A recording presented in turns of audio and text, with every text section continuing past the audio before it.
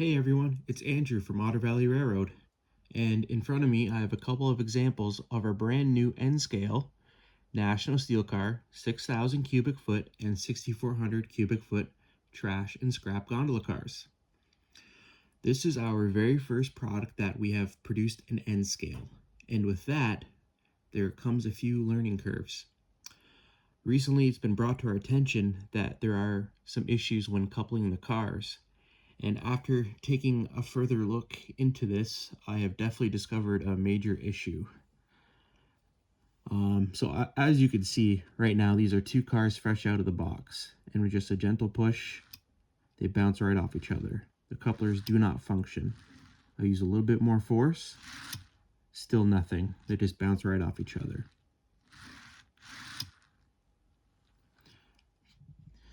All right, as you can see in front of me, I have a couple examples on the track here.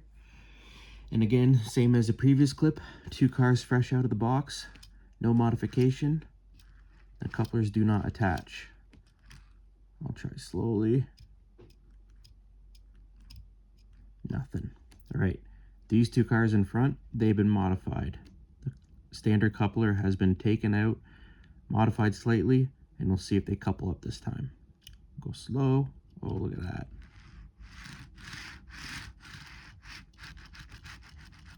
We have success. And again, I'll do the same motion in the back here, nice and slow. Nothing. They just bounce off each other. No connection. Okay, and now let's take a close look at the reason why these do not couple together at all. So these are the two cars fresh out of the box. All right, see if this works here on the camera. So as you can see the coupler, I'll get my little poker in here. The knuckle will not open. Try it here. It's not too blurry for you to see. It will not open. Coupler moves freely, but the knuckle itself does not open. Now this one has been modified as well as this one. So let's see if you can see this. The knuckle opens. And I will show you why this is happening. All right, and now I got one of the cars in front of me here, and I'm going to show you what is causing the coupler issue. So with that, let's take the coupler off one end. I already did one end off camera. It's a little bit fiddly, but we'll try and get one done here on camera for you. So what you're going to need is you're going to need a fine point Phillips head screwdriver. You're going to need a sanding stick or a file or a piece of sandpaper, an X-Acto blade, and a fine set of tweezers. So we'll start with the fine point Phillips screwdriver. So one thing to note, let's see if I can get this on camera here. All the little brake rigging. Important note that it's all actually attached to the coupler lid, so you don't really need to take anything off. The only thing you have to worry about is the coupler cut lever. It's attached here to the ladder, and it should just pop right off. Let's see if I can do it here without wrecking it. The other end popped right off. Of course, this one's probably not going to, but we'll try it anyway. Oh, there it goes, just like that. As you can see, it's a little pin fit right into the end of the ladder in here. Right there. Pretty easy to pop in and out, even for N scale. All right, so now let's get our fine point Phillips. I'm gonna go in and take the coupler box off.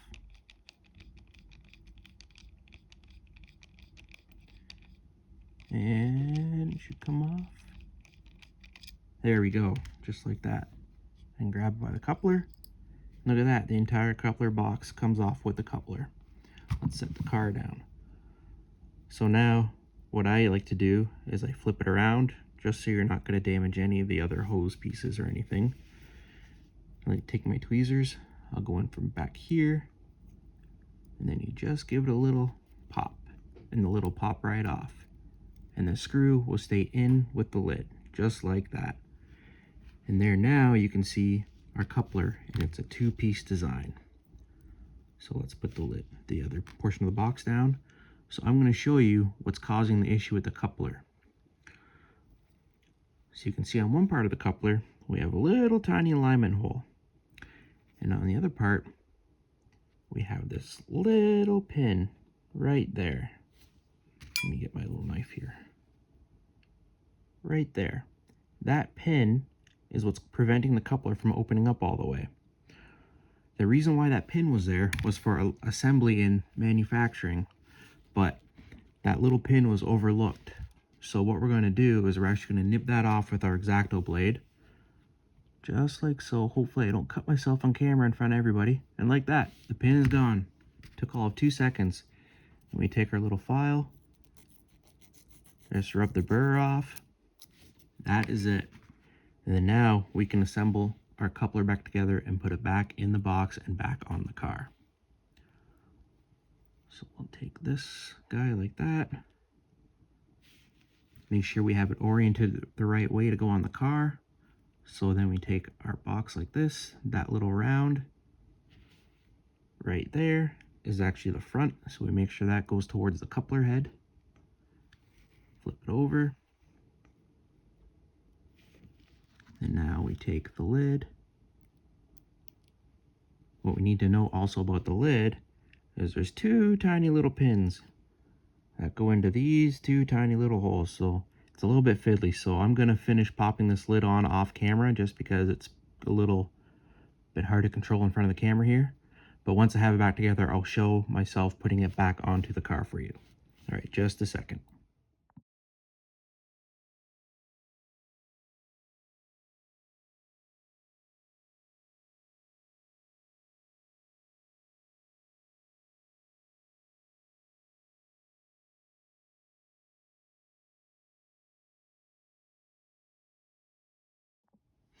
Okay, now we got the coupler installed back into the box and we're ready to put it back onto the car.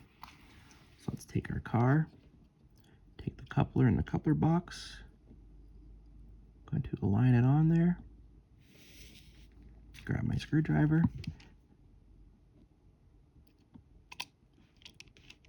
and just like that, you see how easy that popped right back in? Don't over tighten that screw because you will strip the plastic. It's a very small screw. You just need to get it just snug enough and then you'll be good to go. So now we take this guy and we'll pop our coupler cut lever right back into the end of the mounting point.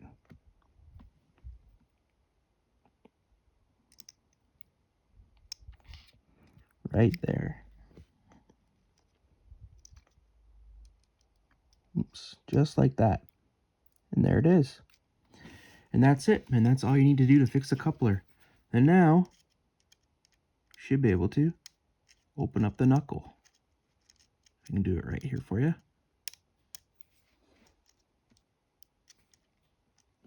There we go.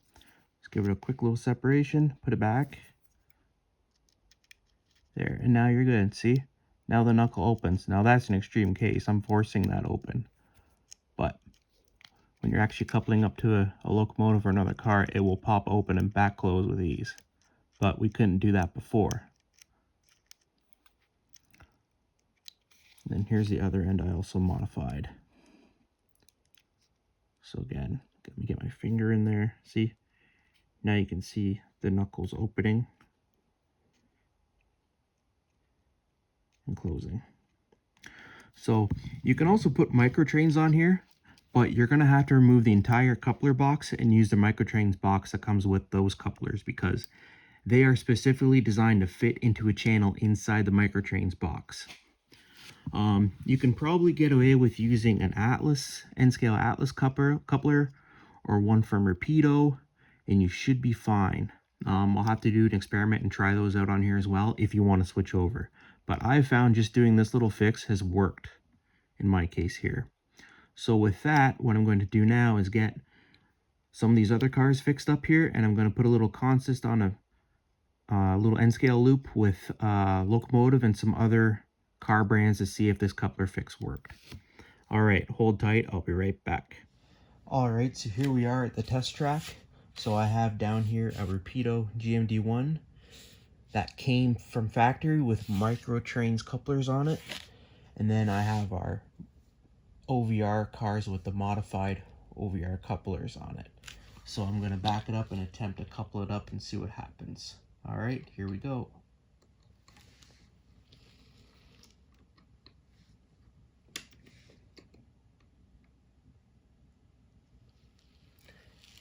Here we go. Success with a couple of cars. All right, so what I'm gonna do next is I'm gonna try coupling up to some other brand of cars. I have a Bachmann cylindrical hopper, an Atlas ballast hopper, and I have a OVRTRAINS center beam flat car. So hold on tight and I'll get that all set up. All right, so now we have our OVRTRAINS brand center beam flat car with OVRTRAINS couplers and the OVR car and the OVR couplers. So let's back that up and see if it connects.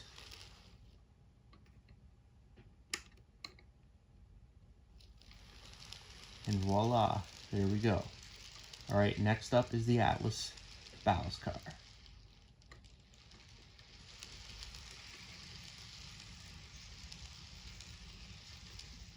All right, now we have the Atlas ballast car with the Atlas brand couplers and the OVR car with the OVR couplers that have been modified.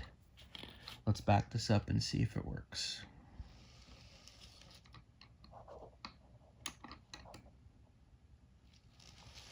All right, that seemed to have worked. Good to see. And last up, we'll try the Bachmann. I have a feeling the Bachmann will not work as the couplers are extremely large. All right, now I have the Bachmann cylindrical hopper hooked up with its Bachmann brand EasyMate couplers and the OVR car with the modified OVR coupler. I do not think this will work as this coupler is quite large compared to the OVR coupler, but we'll give it a try anyway.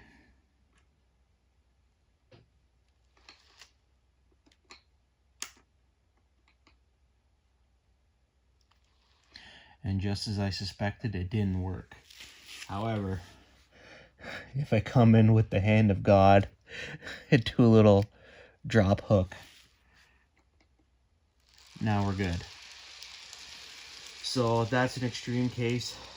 I'll bring it back around and I'll show you the size difference on the coupler head. All right, so here's a close-up view of the Bachmann brand coupler versus the OVR brand coupler. You can see it's quite a large size difference between the two. So I had a feeling it wouldn't hook up the normal way, and I was right. But if you set the car on, it will work. I know that's not everybody's preference, but again, this is an extreme case. You can see the Bachmann coupler versus the Atlas coupler, and it's the same situation. So take that as you will. Okay, everyone, so with that concludes the coupler modification on the OVR 6000 and 6400 scrap and trash gondolas. Overall, I'd say it's a success with that modification. That seems to have helped a lot. Like any end scale brand, I've personally found that you sometimes have to go in there and kind of shift things about yourself, no matter the brand of coupler being used. My dad is an avid end scaler, and whenever we run trains, I find the same thing with his. He's got a whole variety of brands on his, everything from OVRTRAINS, Rapido, Atlas, you name it. And it's always the same situation. You always have to kind of go in there and give a little hit sometimes just to kind of get things aligned, but that's just kind of the way it goes with end scale. It seems to be a little bit more finicky. But overall, I'd say this is a success. Just be wary when doing this modification that you have all the burrs and everything cleared off the coupler surfaces, because they slide like this against each other. So just make sure that everything is smooth so that you don't have any issues that way. And again, don't over tighten a screw when you put the coupler back on, as you could strip the threads in the plastic, and if it's too tight, the coupler won't move in and out. But with that, this concludes the coupler modification for the OVR scrap and trash gondolas. If you have any questions, please feel free to reach out, and we will gladly be happy to help you guys along. Again, thank you so much for watching, and happy model railroading, guys. With that, we'll roll out. Talk to you guys later.